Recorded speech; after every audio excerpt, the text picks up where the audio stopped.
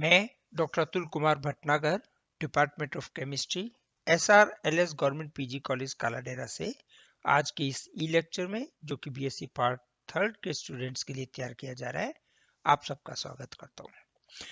आज का जो ई लेक्चर है वो अपना कार्बोहाइड्रेट जो चैप्टर चल रहा है उसी का कंटिन्यूएशन है। आज के इस ई लेक्चर में अपन डिस्कस करेंगे Howarth structure for disaccharide and polysaccharide.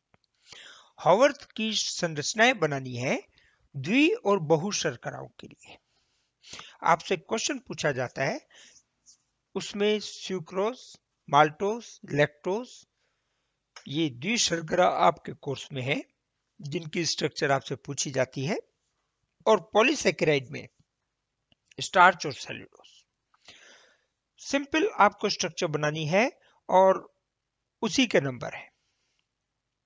बहुत इजी क्वेश्चन है ये आपके लिए। तो इसकी अपन सबसे पहले करते हैं द्विशर्करा। पहला एग्जाम्पल अपन ले रहे हैं द्विशर्करा में सुक्रोज का, और सुक्रोज की संरचना सामने है। ये संरचना जो दिख रही है ये सुक्रोज की संरचना है। इसमें एक अल्फा ग्लूकोज डी ग्लूकोज की यूनिट बीटा डी ग्लूकोज की यूनिट से जुड़ी हुई है। बीटा डी ग्लूकोज में जो फ्यूरेनोज स्ट्रक्चर बनती है, फ्रक्टोज में बीटा डी फ्रक्टोज में जो फ्यूरेनोज स्ट्रक्चर बनती है, उसमें चौथे कार्बन परमाणु पर CH2OH और OH है, और ये OH CH2OH परिवर्तित होता रहता है, जिसके कारण अल्फा और बीटा ग्लूकोज बनती है। ये चौथे कार्बन परमाणु का जो OH समूह है वो इसके पहले कार्बन परमाणु पे जो OH समूह है उन दोनों के मध्य एक ऑक्सीजन सेतु बनता है, ये वाला, और इसके कारण जो द्विशर्करा बनी वो कहलाती है सुक्रोज। तो हॉवर्थ स्ट्रक्चर पूछे तो आपको ये संरचना बनानी है जिसमें ग्लूकोज का पहला कार्बन या अल्फा डी ग्लूकोज का पहला कार्बन बीटा डी फ्रक्टोज के चौथे कार्बन परमाणु के मध्य ऑक्सीजन सेतु बना हुआ है। नेक्स्ट शर्करा जो है वो अपन ले रहे हैं माल्टोज। माल्टोज में अल्फा डी ग्लूकोज दूसरे अल्फा डी ग्लूकोज के अणु से जुड़ी हुई है। ये आप ध्यान रखना, ये चीज, ये ग्लूकोज से जुड़ा हुआ है, अल्फा ग्लूकोज से। और पहले सुक्रोज में अल्फा ग्लूकोज बीटा फ्रक्टोज से जुड़ा हुआ था। तो अपन ने यहाँ पे फ्यूरेनोज स्ट्रक्चर बनाई थी, अब अपन दोनों की पायरेनोज स्ट्रक्चर बना रहे हैं। ये पहला कार्बन परमाणु के और इसके पहले कार्बन परमाणु के इसके पांचवें कार्बन परमाणु के OH के मध्य ब्रिज बना हुआ है। ये पहला कार्बन और इसका ये पांचवा कार्बन परमाणु, इसके बीच में ये ऑक्सीजन सेतु बन रहा है। पांचवा नहीं, चौथा, ये कार्बन परमाणु है चौथा ये है, पांचवा ये है, छठा ये है।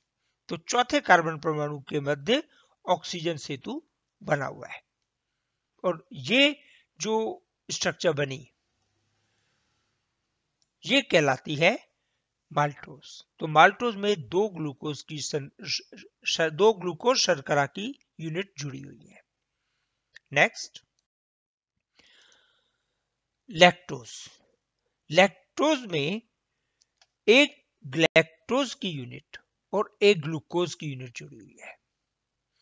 ग्लैक्टोज में H और OH के विन्यास में फर्क है। OH ऊपर की दिशा में है और इसमें चौथे कार्बन परमाणु पर क्या है, OH नीचे की तरफ है। तो जब ऊपर का ऑक्सीजन जुड़ रहा है तो या तो इस ग्लूकोज की यूनिट को इन्वर्ट करके लिखें अथवा इसकी यूनिट को एज इट इज लिख करके ऊपर से नीचे की तरफ बॉन्ड जोड़ दें, जिससे प्रदर्शित हो जाए कि इसमें OH ऊपर की दिशा में और इसमें नीचे की दिशा में। विन्यास का स्पष्टीकरण हो सके। मैं इस ग्लूकोज की यूनिट को इन्वर्ट करके नहीं लिख रहा हूं, नहीं तो आपको एक नई ग्लूकोज की संरचना ध्यान रखनी पड़ेगी। सेम ग्लूकोज है, चाहे वो अल्फा ग्लूकोज हो चाहे बीटा ग्लूकोज हो, दोनों यूनिट जुड़ सकती हैं ग्लैक्टोज के साथ। इसीलिए अपन ने यहाँ पे H, OH लिखा है। यहाँ पे H, यहाँ पे OH, या यहाँ पे OH, यहाँ पे H नहीं लिखा है। ये कोई सी भी शर्करा हो सकती है, अल्फा ग्लूकोज भी हो सकती है, बीटा भी हो सकती है।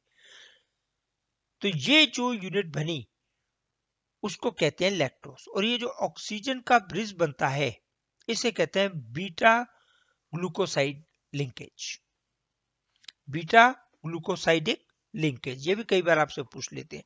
तो दो शर्कराओं के बीच में या शर्करा के दो अणुओं के मध्य जो ऑक्सीजन ब्रिज बनता है उसको ग्लूकोसाइड लिंकेज कहते हैं। इस वाले को नहीं कहते, ध्यान रखना। इन पहले और पांचवें कार्बन परमाणु के मध्य जो ऑक्सीजन ब्रिज बन रहा है उसे ग्लूकोसाइड लिंक नहीं है कहते। ग्लूकोसाइड लिंक किसे कहते हैं? जब दो यूनिट हो शर्करा की और वो यूनिट आपस में जुड़े किसी ऑक्सीजन सेतु से, तो वो बीटा ग्लूकोसाइड लिंकेज कहलाता है। नेक्स्ट, पॉलीसैकेराइड का उदाहरण ले रहे हैं, स्टार्च। स्टार्च में अल्फा डी ग्लूकोज की एन यूनिट आपस में जुड़ जाती है। दो यूनिट तक डाइसैकेराइड है, दो से अधिक यूनिट जुड़ जाएं तो पॉलीसैकेराइड है। तो मिनिमम 3 यूनिट तो जुड़ेंगी, और 3 या 3 से अधिक कितनी भी जुड़ जाए वो कहलाता है स्टार्च। एमाइलेज का उदाहरण है, इसमें 3 यूनिट जुड़े हुए, यहां पे अपन ने एन लिख दिया है तो एमाइलेज वर्ड मैंने यूज नहीं किया है। ये एन सैकेराइड स्टार्च बन गया। इसमें ये बीटा ग्लूकोज, इसका पहला कार्बन जिसका OH समूह, अल्फा डी ग्लूकोज इसी का चौथा कार्बन परमाणु, उसका OH, उसके बीच में ये बीटा डी ग्लूकोसाइड लिंकेज बन गया, ऑक्सीजन ब्रिज, ऑक्सीजन सेतु बन गया ये वाला। इसका पहला कार्बन, फिर एक नई यूनिट, उसका चौथा कार्बन परमाणु, उसके बीच में ये ऑक्सीजन सेतु बन गया। तो इस प्रकार ये एन मॉलिक्यूल आपस में जुड़ते जाए, पॉलीमराइजेशन हो रहा है, बहुलीकरण हो रहा है, बहुलक बन रहा है। तो स्टार्च क्या है? एक बहुलक। और अपने को यूनिट क्या, सूत्र क्या है? ये सूत्र हॉवर्थ संरचना है। नेक्स्ट अपन ले रहे हैं सेलुलोज। सेलुलोज की संरचना में थोड़ा सा फर्क है, बीटा ग्लूकोज अब जुड़ रही है। तो अपन ने देखा अल्फा ग्लूकोज में ये सीधा यहाँ पे जुड़ा था, अब ये जो है OH समूह है वो नीचे की दिशा में नहीं है, यहाँ पे यूं जुड़ा हुआ है उसमें।